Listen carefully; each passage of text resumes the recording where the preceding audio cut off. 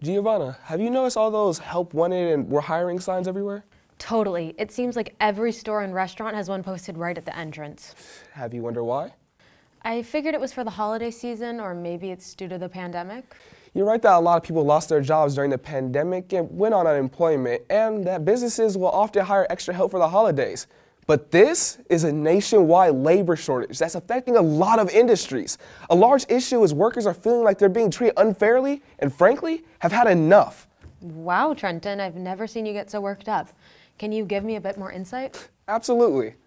Thousands of workers all over the country are on strike. A strike is when a group of employees get together and agree to refuse to work in order to gain something from their employers, such as demanding better working conditions, pay, and benefits like health care.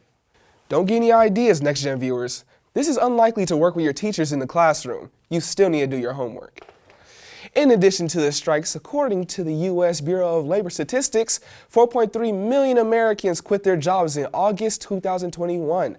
The COVID-19 pandemic made many people reconsider what they're willing to tolerate when it comes to work.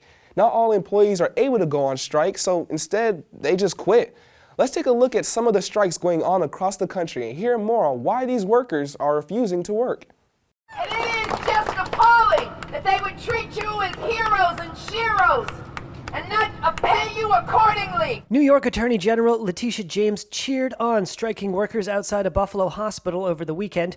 The Democratic official said she found it appalling that their employer, Mercy Hospital, wouldn't raise their salaries. And I stand with workers who represent the middle class, which is being hollowed out. And I urge this hospital to negotiate with them in good faith and put them back to work. From hospitals in upstate New York to tractor manufacturer John Deere in Iowa to Kellogg's cereal and food plants in Michigan and Nebraska, thousands of workers are off the job and on strike across the United States demanding higher pay. Really doing what we've needed to do, standing up for ourselves, standing our ground. According to the Cornell University Labor Action Tracker, at least 176 strikes have been launched so far in 2021, fueling much of it rising costs but stagnant wages. Many union organizers say their members were deemed essential during the COVID-19 crisis, but treated as though they were disposable by profitable companies. Me and my brothers and sisters with the union have all been here since the pandemic started. We've been working the 12-hour shifts.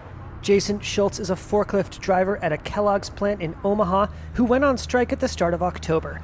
The union said the company proposed cuts to benefits and vacation pay. I mean, we gave them everything we had, and now they want to take it away from us. Kellogg said its compensation and benefits for U.S. cereal plant employees were among the industry's best. At John Deere, 90% of the hourly workers voted to reject the company's offer of a new contract last week and went on strike. Unions are hoping that they have additional leverage as companies face severe labor shortages. A record number of Americans quit their jobs in August. I think it's time that we can tell them what we want. Helping fuel hopes of labor leaders, their view that they have a staunch ally in the White House. President Biden welcomed union reps last month. When unions win, workers across the board win. One major strike that may have been averted for now, a union representing some 60,000 behind-the-scenes film and TV workers reached an agreement to boost benefits with production studios, but members have yet to vote on the new agreement.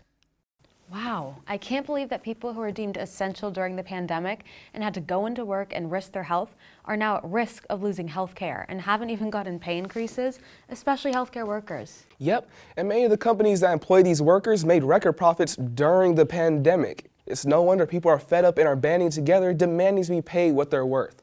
I totally get it. If I had to work through 2020 and then when things are getting back to normal, they pull the rug from under me and tell me I'm losing my health care, I would strike too. Same.